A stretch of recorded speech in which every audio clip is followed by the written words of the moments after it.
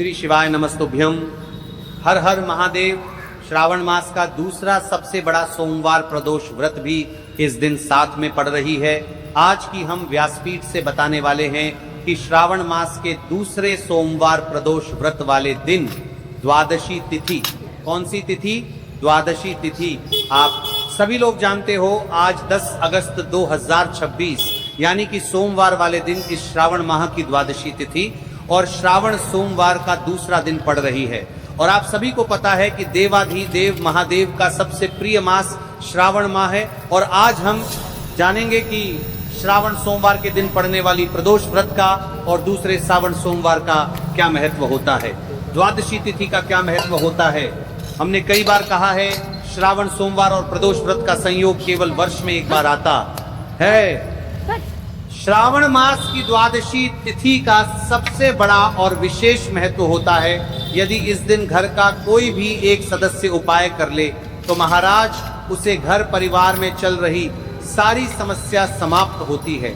जिस घर में धन टिकता नहीं है, जिस घर में समस्या बहुत अधिक है, व्रत करते हैं लेकिन मनोकामना पूर्ण नहीं होती है, तो महाराज 10 अगस्त श्रावण मास दूसरा सावन सोमवार प्रदोष व्रत द्वादशी तिथि इस दिन किया जाने वाला यह एकमात्र उपाय आपको अवश्य करना है। देखिए महाराज जी, अब ध्यान से सुनिए।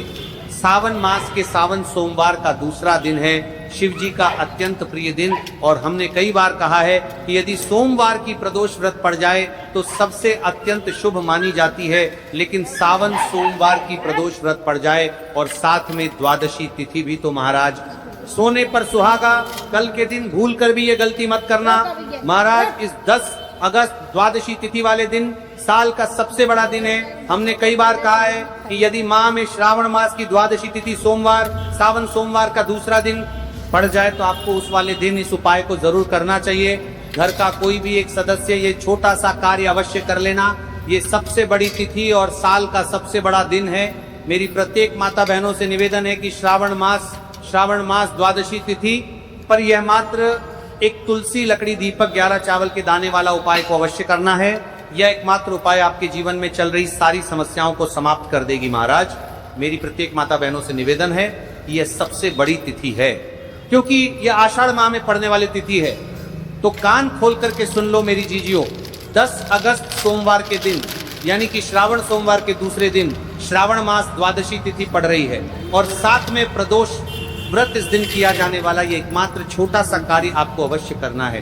कोई भी महिला इस दिन ये छोटा सा उपाय करती है, उस घर में लक्ष्मी जी का स्थायी वास हो जाता है। जीवन में कितनी भी धन लक्ष्मी की समस्या चल रही हो तो महाराज इससे श्रावण मास द्वादशी तिथि के दिन कर लेना।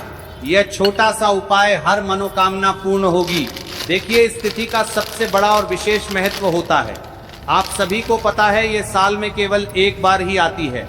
इस दिन केवल यदि इस एकमात्र उपाय को कर लेते हैं तो महाराज जो भी हमारे जीवन में जो समस्या चल रही है, धन संपदा में कमी होना, कार्य में वृद्धि ना होना, घर में दुख कष्ट, सारी समस्या समाप्त होती है, क्योंकि यह उपाय एकमात्र श्रावण मास में किया जाता है। पूरा साल निकल गया हो, आपने इस उपाय को आज तक किया ही ना हो तो महाराज विशेषकर मेरी माता बहन श्रावण मास की द्वादशी तिथि वाले दिन अवश्य कर ले। देखिए, आप सभी जानते हो इस दिन का इतना महत्व क्यों होता है, और यदि इस दिन का कोई उपाय है तो मात्र एक तुलसी लकड़ी दीपक 11 चावल के दाने वाला उपाय किस समय करना है ये बात हम आगे करेंगे। तो देखिए, श्रावण मास श्रवण दूसरा सोमवार प्रदोष व्रत द्वादशी तिथि है। मेरी कई सारी माताएं बहनें रोज पूजा पाठ करती हैं, उनसे विशेषकर निवेदन है प्रदोष कल मैं ये छोटा सा कार्य द्वादशी तिथि के पावन पर्व पर, एक छोटा सा कार्य रात्रि पर बाज पर के समय अवश्य करें। अब देखिए महाराज, यदि आपके घर का कोई भी एक व्यक्ति इस दिन मात्र एक तुलसी लकड़ी दीपक 11 चावल के दाने वाला उपाय को कर लेता है तो जो भी पूरे घर परिवार में समस्या चल रही है वह सारी समस्या समाप्त होती है। भक्तों, इस दिन का सबसे बड़ा उल्लेख है। इस दिन बड़े बड़े यज्ञ पूजा पाठ अनुष्ठान होती है। जैसे 10 अगस्त के दिन देखिए, यदि हम श्रावण माह में छोटे से छोटा दिन कोई सा भी उपाय करते हैं तो उसका फल तो हमें अवश्य ही मिलता है, लेकिन यदि इस तरह के जानतारीन तर के साथ कोई नहीं मिलता है, दिन करें तो उसका फल 100 गुना बढ़ जाता है। और द्वादशी तिथि सावन सोमवार के दूसरे दिन वाले दिन मात्र एक तुलसी लकड़ी दीपक 11 चावल के दाने वाला उपाय कर लेना। देखो, दीपक घर में माता लक्ष्मी का स्थायी वास करती है, क्योंकि यह दीपक समर्पण वाला उपाय है और इस उपाय को हम प्रदोष काल के समय पर कर रहे हैं। तो महाराज, यदि लक्ष्मी की समस्या है तो वह समस्या भी समाप्त होगी, जो आपकी मुश्किल समस्या समाप्त होती है। और हल्दी यह शुभ का संकेत है, यानी विवाह में अड़चन आ रही है या फिर कोई कार्य में, तो उसमें अवश्य सफलता प्राप्त होगी। इस उपाय को करने का तो फल हमें मिलता ही है, लेकिन यदि किसी विशेष तिथि पर किया जाए तो उसका भी हमें फल प्राप्त होता है। श्रावण मास द्वादशी तिथि। और देखिए महाराज जी, हमने हमारी पिछली बार की कई सारी शिव महापुराण की कथाओं में आपको इस उपाय को अच्छे तरीके से बताया भी है और समझाया भी है, लेकिन आज एक बार फिर से हम आपको इस उपाय को समझाएंगे, क्योंकि 10 अगस्त श्रावण दूसरा सावन सोमवार का दिन सबसे बड़ा और विशेष दिन है। देखिए, यदि आपने इस मात्र एक तुलसी लकड़ी दीपक 11 चावल के दाने वाला उपाय को कर लिया, तो आपको इस उपाय का वह फल मिलेगा जिसकी आपने कभी कल्पना भी ना करी होगी। देखिए महाराज जी, जो मनोकामना है उस विशेष उपाय की तरफ जो आपको कल इस विशेष तिथि पर करना है, और इस विशेष पावन पर्व पर हम जिस उपाय की चर्चा करने जा रहे हैं वह अत्यंत ही दुर्लभ और शक्तिशाली है। यह उपाय न केवल भक्त की मनोकामनाओं को पूर्ण करता है, बल्कि उसके जीवन के समस्त कष्टों का निवारण भी करता है। उपाय की सामग्री देखिए महाराज, मात्र तुलसी की लकड़ी से बना दीपक, 11 चावल के दाने और एक चुटकी हल्दी। ये तीनों वस्तुएं देखने में सामान्य प्रतीत होती हैं, परंतु इनका महत्व और शक्ति अद्भुत है। जब इन्हें सही विधि से सच्चे मन और श्रद्धा के साथ शिव मंदिर में प्रयोग किया जाता है, तब ये उपाय अलौकिक परिणाम प्रदान करता है। तो देखिए, तुलसी की लकड़ी का दीपक, 11 चावल के दाने और एक चुटकी हल्दी। तो सबसे पहले आपको हम दीपक के बारे में बताते हैं। तुलसी की लकड़ी का दीपक, तुलसी माता का वर्णन शास्त्रों में अत्यंत पवित्र माना गया है। तुलसी के बिना कोई भी पूजन अधूरा है। यद्यपि शिवजी को तुलसी अर्पित नहीं की जाती, परंतु तुलसी की लकड़ी का उपयोग जब दीपक के रूप में किया जाता है तो यह विशेष ऊर्जा उत्पन्न करती है। देखिए महाराज जी, अब हम बात कर लेते हैं सबसे पहले उपाय के बारे में। तो देखिए, तुलसी की लकड़ी का दीपक, 11 चावल के दाने और एक चुटकी हल्दी। तो सबसे पहले आपको हम दीपक के बारे में बताते हैं। तुलसी की लकड़ी का दीपक, तुलसी माता का वर्णन शास्त्रों में अत्यंत पवित्र माना गया है। तुलसी के बिना कोई भी पूजन अधूरा है। यद्यपि शिवजी को तुलसी अर्पित नहीं की जाती, परंतु तुलसी की लकड़ी का उपयोग जब दीपक के रूप में किया जाता है तो यह विशेष ऊर्जा उत्पन्न करती। यह दीपक भक्त की मनोकामना पूरी करने में सहायक होता है। अब देखिए महाराज जी, 11 चावल के दाने का महत्व जानिए। चावल शुद्धता और समर्पण का प्रतीक है। हर दाना अखंडता और पूर्णता का द्योतक है।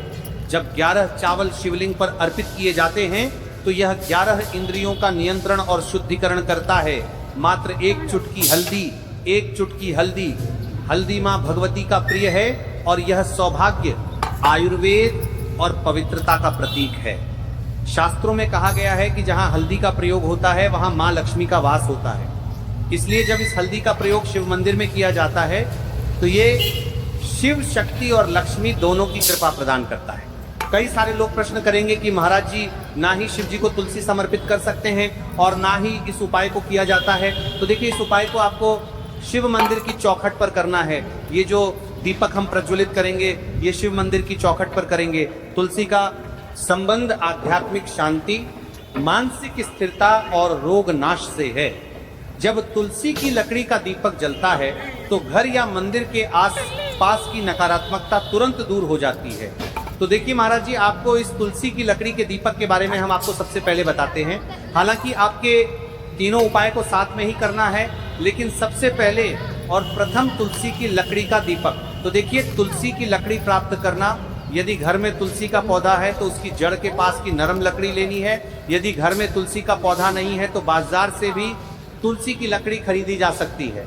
कई सारे घरों में तुलसी का वृक्ष नहीं होता है, तो आप ये भी कर सकते हैं, ध्यान रहे। यदि आप किसी और के घर से ले रहे हैं तो उसे दक्षिणा अवश्य दें। बिना दक्षिणा के तुलसी लेना अशुभ माना जाता है।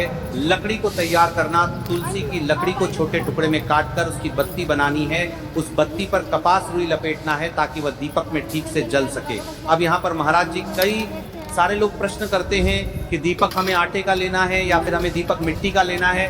तो देखिए, आपको मिट्टी का दीपक का प्रयोग करना है, क्योंकि हम तुलसी के लकड़ी के दीपक वाला उपाय कर रहे हैं। ठीक है, दीपक केवल मिट्टी का होना चाहिए, पीतल, कांसे या किसी और धातु का दीपक इस उपाय में उपयोग नहीं करना। मिट्टी का दीपक धरती तत्व का प्रतिनिधित्व करता है और यह शिव पूजन में सबसे उत्तम माना जाता है। अब देखिए महाराज जी, हमें तेल का किस प्रकार प्रयोग करना है। तो देखिए, तेल का प्रयोग इस दीपक में तिल का तेल या घी का प्रयोग करें।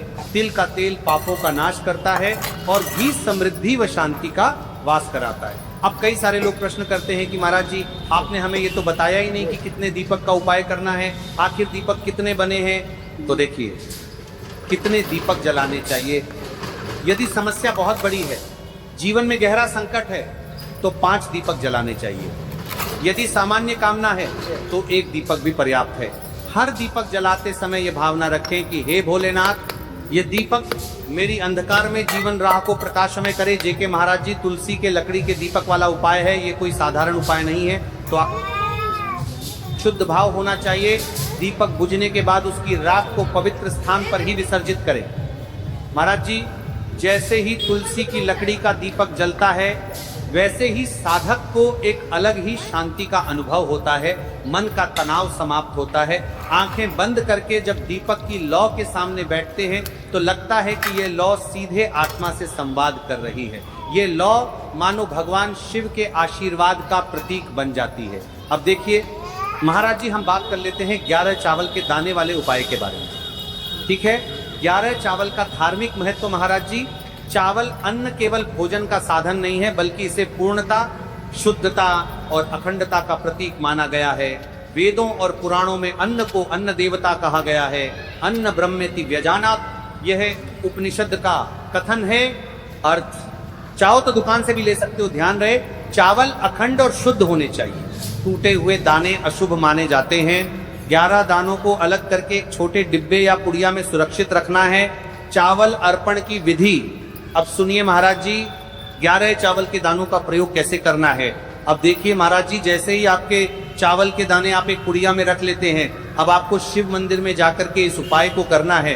तो देखिए, आप एकदम स्वच्छ जल से नाहट होकर के शिव मंदिर पहुंचे और आपको इस उपाय को करना है। तो देखिए, कई सारी मेरी अन्य माताएं बहनें रहती हैं जो शिव मंदिर में जाती से ही दूसरी अन्य माता बहनों से सामग्री मांगने लगते हैं, जैसे कि ओ जीजी अपने बेलपत्र लाए हो क्या, एक देना, आज मैं लाना भूल गई, वो जीजी थोड़े से फूल दे दो। तो देखिए, आपको शिव मंदिर में जाकर के ये नहीं करना है।